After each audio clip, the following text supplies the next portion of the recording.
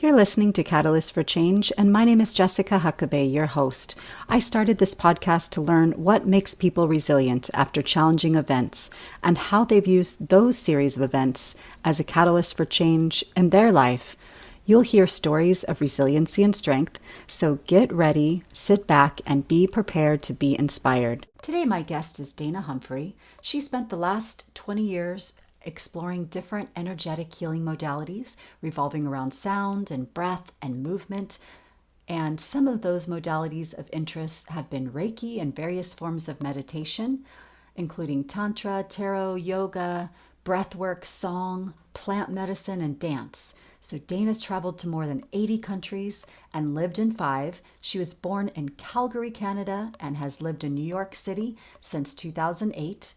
After launching and running a successful PR firm for over 12 years, she decided to pivot and use her life experience to coach women desiring to live a more fulfilling life. Learn about Dana Humphrey on our show notes, where you can find all her details to her social media accounts. Thank you, Dana, for coming on my show, Catalyst for Change Stories. I'm so curious to hear about your story. It sounds like you have had quite a background, and I'd love to hear more about it. Awesome. Yeah, thanks, Jessica. I'm ready for it. Yeah. So what's been a catalyst for change in your life? Well, there's been a lot of different things that have happened, but the main story that keeps kind of peeking out that wants to be told is back in about 2006, I was living in San Diego and I got into a pretty bad car accident where my truck was totaled and I had some injuries. And also during that car accident, my dog was injured and I ended up having to put him to sleep. So it was a pretty drastic time in my life. Oh, yeah. So you had a big car accident. And it sounds like it totaled your truck and your dog was injured in that accident. And I was, yeah. And you were. Oh, my Yeah. goodness. So what happened? What were your injuries like? Well, during the crash, the car was kind of bumped and ended up hitting the center divider, and I ended up biting down on my lip. And so Ooh. it was bleeding, and I had to have some stitches. And my dog was in his dog bed in the back of the truck, and he slid around and had some injuries also. And it was a very disorienting experience being in a place like San Diego where I had been driving all the time. And then I had basically post accident, I was really afraid to drive. I didn't want to drive. I was afraid that, that would happen again, or afraid of hitting the divider or hitting another car. I was really interested in moving to a big city or an urban place after that happened. Okay. So is that because you didn't want to have to drive? It Yeah. alleviate that? Yeah, I was really afraid to drive. I had to go and deliver my car to the car junkyard and say goodbye to it. And I also had to put my dog to sleep and say goodbye to him. He was 13 years old. And it was like a big change all at once, from driving merrily on my way with my dog as my companion to suddenly having to use public transportation, which in San Diego at the time was very mediocre, very less than mediocre, really. And so I spent the next year and a half on a quest to move to an urban city so that I could take public transit and not have to deal with the stress and complication of driving. Yeah. So it sounds like you had some post-traumatic stress associated to that car accident, is what you're saying. Now your car was totaled. Did you lose consciousness as well? Yeah, I believe I did. I remember the ambulance kind of asking me some questions, and I think they were trying to give me some sugar. I don't really remember exactly what happened in between the accident and then the ambulance being there. So there was a bit of time there where I may have lost consciousness. Yeah. Yeah. And did you have your family members around you at that time or any kind of support system? Maybe that's why it was so especially hard. My parents had just moved to Thailand, and that's why our dog was living with me, and I didn't have a huge support system at that time. And so I did feel kind of alone during that experience. And how did you find resources like to get around and to continue working? And what were your processes to in order to get all those things done that you needed? I actually ended up moving so that I could be closer to my job because taking public transit to my job was just literally impossible. And so I ended up moving on the same street as my job so that I could walk to work. So that helped me, I quickly was able to do that, but my job was kind of in North County, so it was in a different part than where my friends were at. So then I became kind of even more isolated by my choice to move up there. Yeah, I bet you that would be really hard being isolated from your friends and not having a whole support system around you, but being close to work, but you didn't have your support system, it sounded like. Yeah, how was that? Yeah, I felt really like I really wanted to get out of there. I really wanted to get out of San Diego, but I guess I was confused at the time. I was also what happened after the car accident is I went to a taco shop and I was barefoot and I ended up getting this very weird rash that I think came from that same kind of time. And so I had this weird rash that they didn't know what was wrong with me. And so I was in and out of the hospital for about a month also with this rash that they were trying to diagnose, which they eventually did, but it was all kind of part of it. And it was all kind of like this swirl of messiness that, yeah, I really felt like I just needed to get out of San Diego and change it up. I think the rash actually helped me to slow down.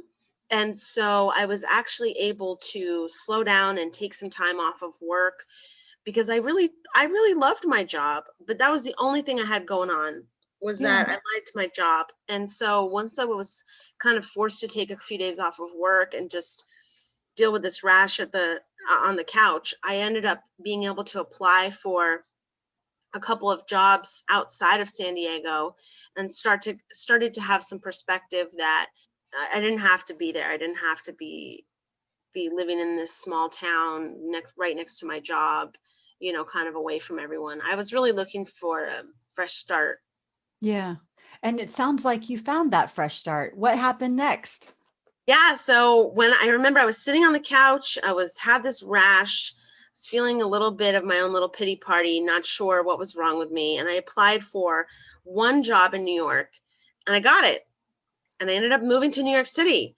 And I had Wow. no plan for that. I had never thought, oh, one day I'll live in New York. I was from California.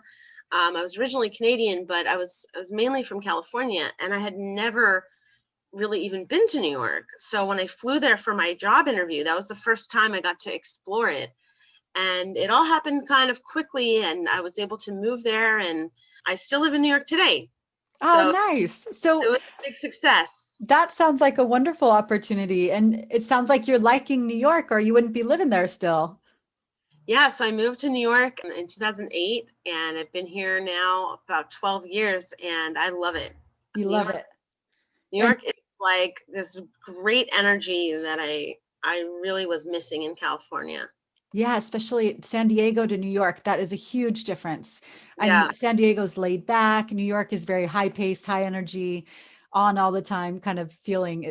I mean, that's what I felt when I was there at least. yeah. Someone recently described San Diego to me as numbingly chill, and I was like, yes, that is what San Diego is.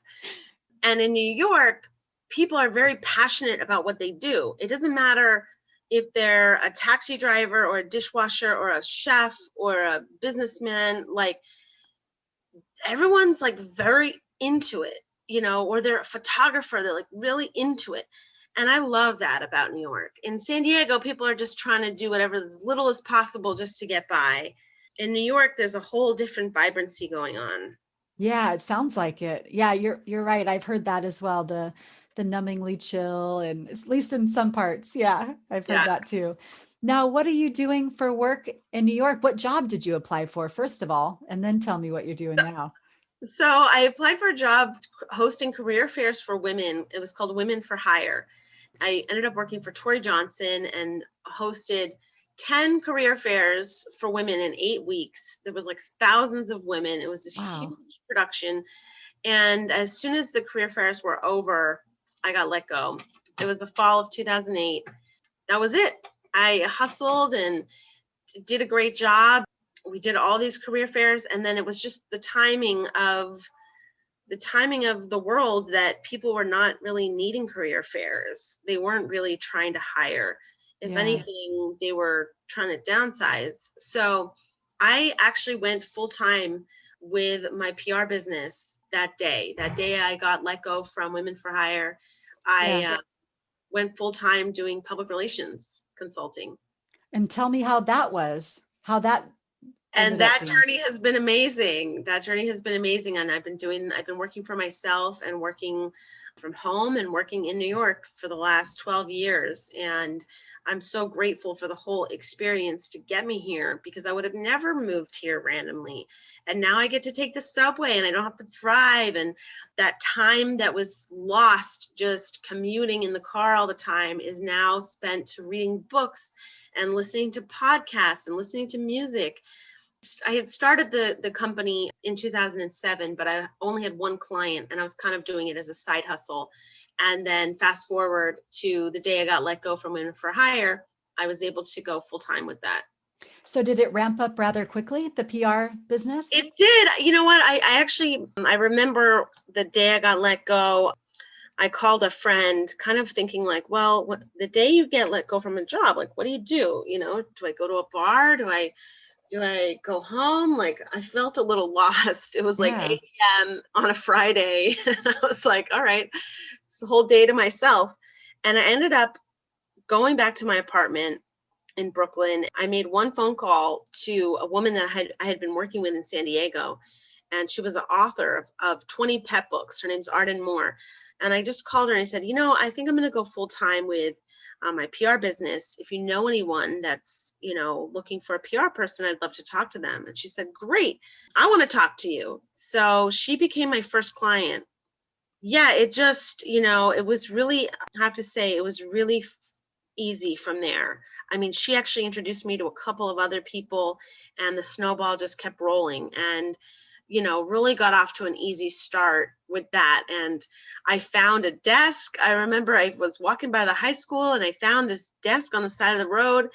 I mean, I really started up with pretty much nothing. I had an old laptop and I had this free desk that I found, and I was like, great, I'm gonna start this business. Yeah. Wow, that's some ambition and some good mindset right there. Is like the positivity that you had, knowing that, you know what, I'm just going to do this. I can do it. I know I can do it. And you had one client. Now you mentioned you had one client before your job ended, and was there Yes. an additional client, it sounds like? Oh, so okay. So they also called me the same day as I called Arden Moore, and they said, hey, we really need you for more hours. We're about to go into the holiday season. We really need you for more hours. I said, great. I suddenly have Perfect. more hours for you. So that was my first two. And then it just kind of kept rolling from there. And yeah, I really kind of felt like a New Yorker in that moment of thinking, am I going to make it here? Because this is the place to make it. I mean, Yeah. Yeah, you got to if you can make it in New York, you can make it anywhere, right? yeah, exactly. And I was excited about that. And I thought it was cool to be in New York. And I thought it was really cool that I could, just swipe this little card and go really far places and check out all these different things and all these different activities. And New York has really a lot of stuff to do and a lot of free things to do, a lot of things to explore. So I just had a field day for the first couple of years. I mean, I still love exploring New York. I joke that I like to make it like a 4-borough day where I'll literally go to Queens, Brooklyn, Manhattan, and the Bronx all in one day. That's so cool. Just by public transport, right? Yeah, exactly. On the Yeah. subway or the bus, Nice. Now, can the you tell me? ferry. Yeah, that sounds really fun. Now, can you tell me, like, what's most challenging about starting your own business? What was the most challenging thing? I think the fear. Getting over your fear. Yeah, I mean, before, because I started it while I was working full time, it helped me, but I had a lot of fear, even just going to start it. I remember feeling a lot of resistance. I think it's like it was like worth stuff, like who am I to start a business, or kind of that Yeah. I also at the time I was 25 years old, and I had actually already been PR consulting before. It just wasn't officially a business. So it's actually something I had done for about 6 months before I had gotten my first job in San Diego at the pet company. And so it wasn't like it was brand new. It was just there was something scary about hanging up a sign and saying, here's my company and here's what I'm doing. And I think it was around self-worth and validity. That's the number one reason that people have for not starting their own business. So that's great. You're able to overcome that. And just by knowing what helped, just by knowing and thinking in a positive mindset, but what other things helped? I mean, it was such in flow. It just seemed such in flow for me that it's like I couldn't have. It was hard to even get in my own way at that point, because it just smoothly was kind of falling into place with the couple of phone calls that I made and the one client that I had. It just those kind of gave me. I guess I am a little bit of a superstitious person, and those did give me signs that this is the right direction, this is the right thing to do, and that you're going to be supported. That's kind of how I felt those first couple of days when I found the desk, and Arden Moore said, "Yeah, great, I want to hire you, and here's some other people." It gave me that hope and that trust that things were going to be okay. Oh, that's so good to hear. Yeah. And so sounds like you're still doing your PR business and you've added other things that you're doing. I am now. I'm a serial entrepreneur. I have 4 companies. I'm also a professor. I am still doing the PR business, Whitegate PR. I also run a trade show in the pet industry called the NYC Retails and Sales Pet Expo. I'm also the pet lady. I have the trademark, and I do a lot of TV segments doing tips and tricks for pet owners. And I Wow. recently started a life coaching and death doula business. Wow. So you are a serial entrepreneur. That is a lot of interesting things that you're involved with. So you were able to keep your passion for animals because it sounds like you were very, Yeah, very sad when your dog died and, well, you had to put him to sleep. And you were able to incorporate your love of hustling and getting things done and like representing other people. And you were able to build on that experience that you'd had previously. yeah, And organizing conferences. So you basically took all those job skills and created different companies for yourself that have flourished, it sounds like. thank you. I haven't heard of it. I hadn't heard it that way before, but yeah, I guess it is. That's the power of positivity, staying in the flow, letting one good synchronous event happen, and then Yeah, that leads to the next synchronous event, yeah, and things just build on that and they move forward at a more rapid pace as they go along as the flow goes. absolutely. Wonderful. So now what's your biggest challenge now that all those things are in place? My next challenge is really I'm a certified and trained death doula through the INELDA, the End of Life Doula Association. I really want to help people have a good death and transition when they're in hospice and when it's their time to go, and have difficult conversations with their families. And the biggest challenge right now is that with COVID, that's not happening right now, and hospice is super limited. But I am excited. I just got confirmation a few hours ago that I'm getting the vaccine, so there might be some new windows of opportunity for me to be able to help people in the doula work that I'm feel very excited to do. So with the doula work, I've heard of a death doulas. It's kind of like when you're bringing new life into the world, same kind of thought, but you do something very different with the death doula. Can you tell me a little bit more about what you do? Yeah, exactly. Yeah, just like there's a birth doula that helps welcome babies into the world and really helps the mom. A death doula, we work with patients that are in hospice that maybe have given 3 to 6 months to live, and we help them figure out their legacy and really we're there to listen to them, hold space for them, sometimes hold their hand, make them feel not alone. You know, it depends how rapidly the process is happening for them, but we really help them figure out what their good death looks like. You know, does it mean that people, when their family and friends come to say goodbye to them, do they want them to maybe sit in a chair of gratitude for a minute or two, or a chair of silence for 3 minutes, to just kind of like let the day and the hustle and the traffic and whatever just disperse a little bit before coming to visit them? What kind of music do they want? And these are all really personal questions that we get to talk to them about, to understand how they envision it, how they envision their last few days, their last few hours. If there's someone in particular they'd like to have be there for their last breath.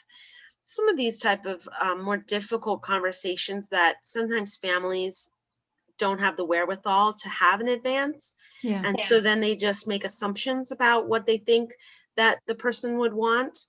And sometimes these things change too. Sometimes someone could be religious their entire life and think that they want to be buried, and then in the last week they change their mind significantly and they decide that they want to be cremated, or they want to be sprinkled in the ocean, or they want to be something completely different. And so it's really making sure their final wishes are heard and carried out and transmitted to the family. We also help the family members if they're having a hard time grieving. And we help the dying person grieve the parts of their life that they've had. So maybe in their youth, they were a football player or something, and then we help them grieve that part of themselves that no longer exists, so that they can more easily let go. And actually there's a medical term of active dying process, and it's anywhere from 1 day to 2 weeks. And so really our idea is to have that time be less, so that they're not suffering as long once that distinction comes on. Yeah. Wow, that's amazing work. I mean, that's very difficult work, it sounds like. And, what a blessing for the family to have you there and for that person. That's just amazing. Now, do you find that you get pretty attached to these people, or are you only there for a little while? Yeah, so that's a big concern in the community, is that because the family kind of associates us with their grandfather that's passed, or their father who's passed, sometimes they feel a really close connection to us that they don't feel with other people, and they feel it's a safe space. So we have to have really clear boundaries around what kind of follow-up we can or will do with them. Mm, Sometimes it's a matter of, referring a specific family member to further counseling, or referring them to some bereavement work. Yeah, that's a good question, and it's a big concern, and I haven't experienced it quite exactly like that yet, but I do anticipate at some point it could be an issue. yeah, you mentioned boundaries, and boundaries are so important. How do you make sure that you go into that space knowing that you have solid boundaries in order to help yourself and to really help the other people involved?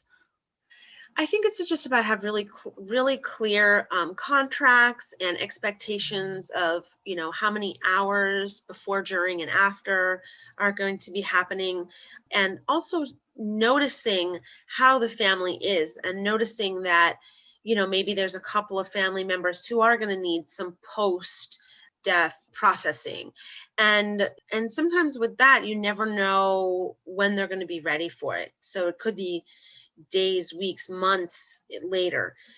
Just starting to, I think it's really an intuitive thing of picking up on some of that, of who might need support afterwards, and trying to have that conversation with them in advance, that here's what's available to them, here's what I can offer you right now or down the road.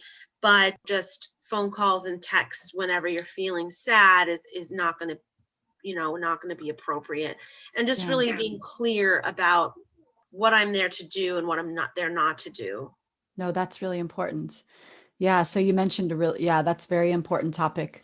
Now, with all of these businesses, you're doing all of them right now, or have you had to hire people on? I do have a team, and the in-person trade show did not happen this year, also because of COVID. We're hoping to have it in the spring of next year. But yes, right now I'm doing everything, and I am looking to sell one of the companies. That's in the transition for this year, for 2021. Okay, wonderful. Well, you've shared a lot of really interesting parts of your life with me, and I really appreciate it. And I know our listeners will really appreciate your story and hearing how successful you've been just by having the right mindset, how you've gotten over those hurdles of being afraid to drive or that fear after you had that big accident. So that's important because people are going through things like that every day.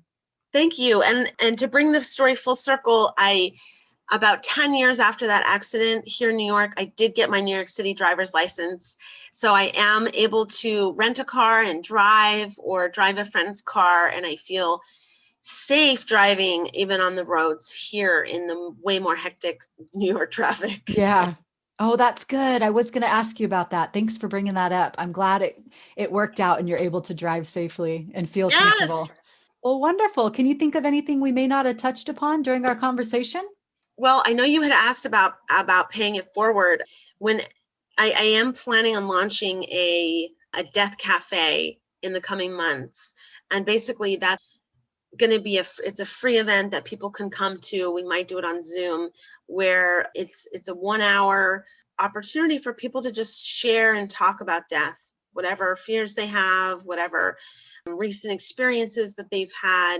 It's just an open forum to kind of start getting death to be not such a scary topic. Oh, that's really good. Yeah, I'd like to do it in person. I'd like to do it in person, but we may also have a Zoom option available. But there's death cafes all over the country happening right now that you can tune into. There's a lot of them on Zoom. I'm looking to host a death cafe here in my local neighborhood in Rockaway, New York. Nice. Well, thank you so much. It was a pleasure speaking to you. Awesome, thank you. You've been listening to Catalyst for Change, and my name is Jessica Huckabee, your host. Join us next week for another story of resiliency. And please subscribe wherever you listen to your podcasts, and feel free to leave me a comment or email me at catalystforchange20@gmail.com, or on Facebook, we have a page at Catalyst for Change Resiliency.